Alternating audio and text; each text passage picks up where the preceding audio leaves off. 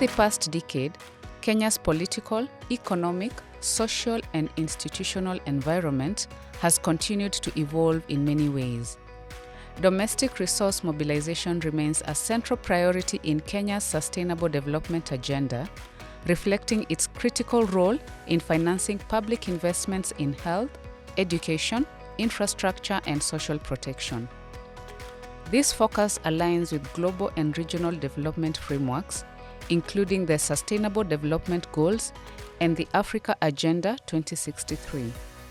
However, progress towards these goals is constrained by persistent fiscal pressures, most notably the rising public debt and increasing debt servicing obligations.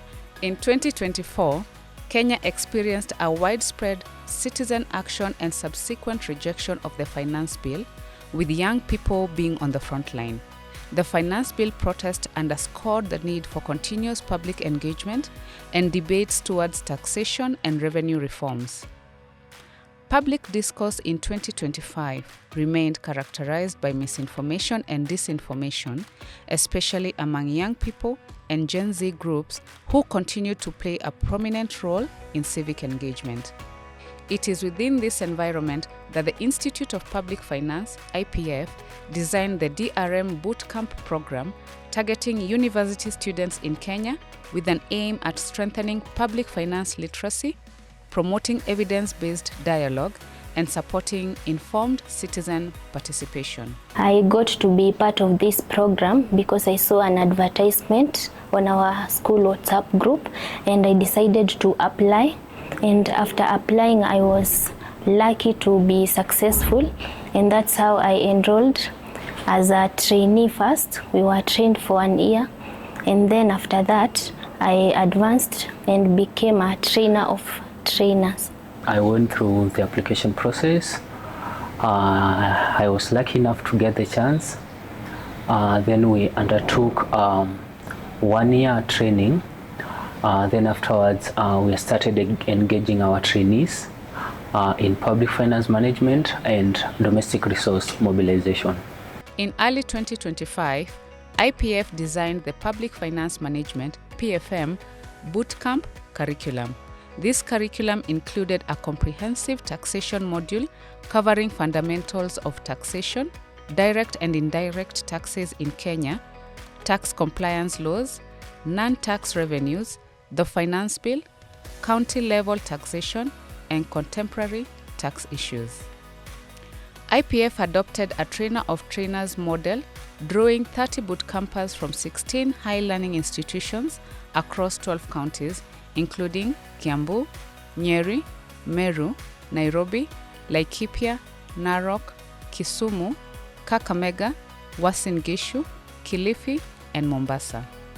Being my second year in Institute of Public Finance, and again that I have gained knowledge in public finance management. Today I had a session to facilitate on excess duty, and it was fantastic that at least I saw my fellow students were engaging and were eager to learn and ready to contribute on matters of public finance management. As a trainer of trainer, apart from me taking 28 trainees through this public finance management topic and the domestic resource mobilization, I've also been sharing with my colleagues out there, my fellow youth. So it is not only the 28 trainees. Apart from that, I'm engaging with a lot of youths across my university, even when I'm away from the university. And it has been a good engagement, because it is a privilege to see your fellow youth having the insight on, let's say, something like taxation. You are aware. If we talk about something like VAT, you are aware you are supposed to be taxed this rate. When you talk about the finance bill, you are aware. Why is this happening? You are in a position of raising a voice and questioning the government and participating in the public participation, so that you can give your insight which contribute to the decisions which will be made by the members of parliament. The module used by IPF equipped the TOTs with knowledge and skills necessary to cascade accurate information to a wider audience of university trainees. To ensure sustained learning and effective knowledge transfer, IPF conducted a series of virtual mentorship sessions for TOTs. The sessions covered topics like indirect taxes in Kenya, including East African Community Customs Management, miscellaneous fees and levies, non-tax revenues, county-level taxation, revenue in numbers, and contemporary tax issues. Building on the efforts of the virtual mentorship sessions, IPF supported TOTs to conduct regional in-person mentorship sessions across 5 clusters.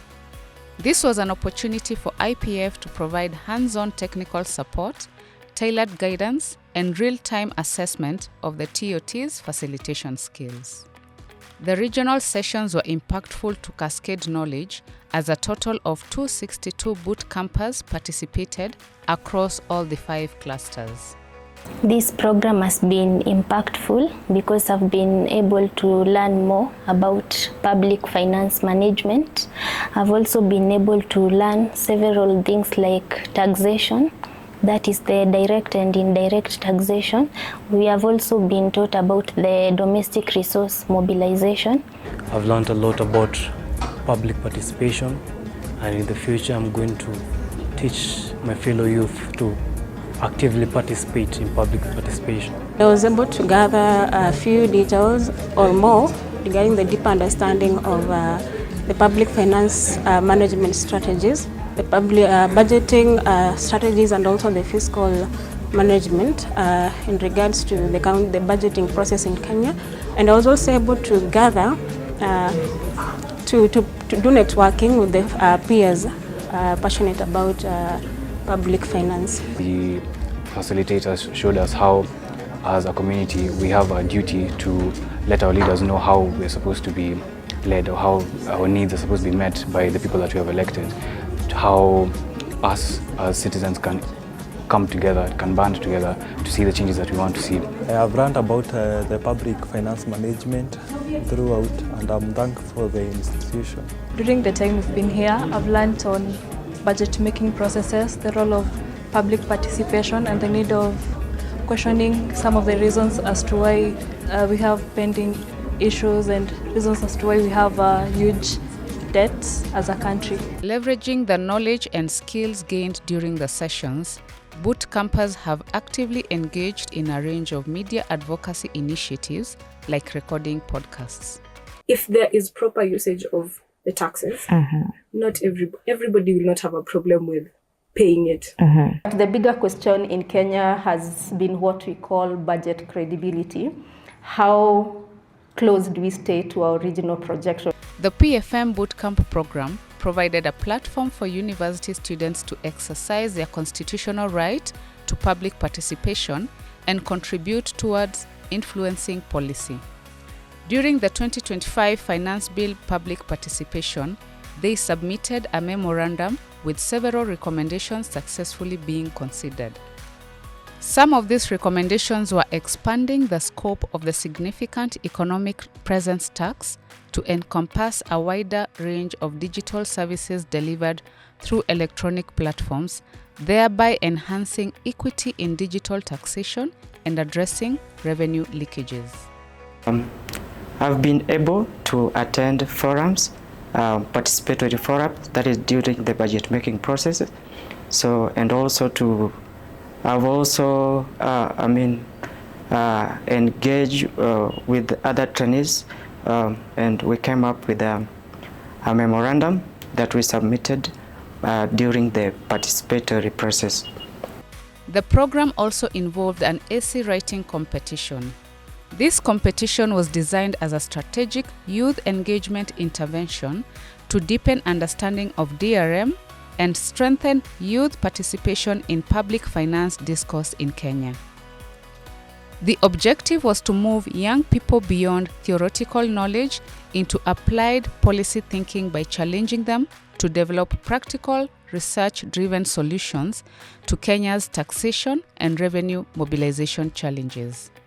Inspiration inspiration came from the fact that I'm a social worker, ranging from environmental conservation, medical social work. I chose to write on the digital taxation and economy because I feel it is one of the fastest growing economic spaces.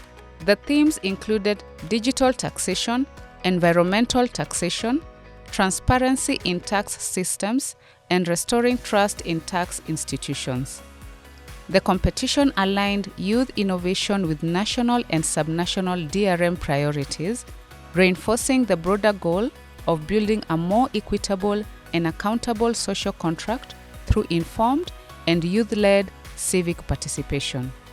A total of 98 essay outlines were submitted by boot campers from universities across the country, reflecting high enthusiasm and engagement with policy-oriented youth initiatives. Following a structured review process, 35 participants were shortlisted to develop full essays, which were assessed by a diverse panel of judges using clear scoring criteria. The IPF team for this opportunity. I do not take it for granted. My essay was about environmental taxation and equity. Thank you so much.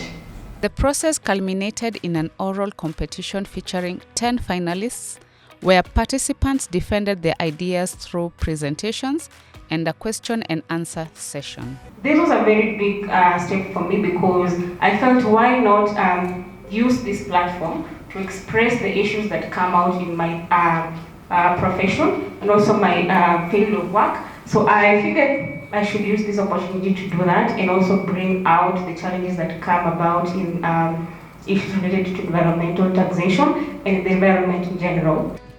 To ensure sustainability for this program, IPF developed and distributed 2 manuals, a PFM training manual and a taxation manual. This project has been impactful with great positive outcomes. For example, we have seen Jeff Tolo, who was one of the 30 TOTs, engage fellow students at Maseno University on key issues within the 2025 Finance Bill.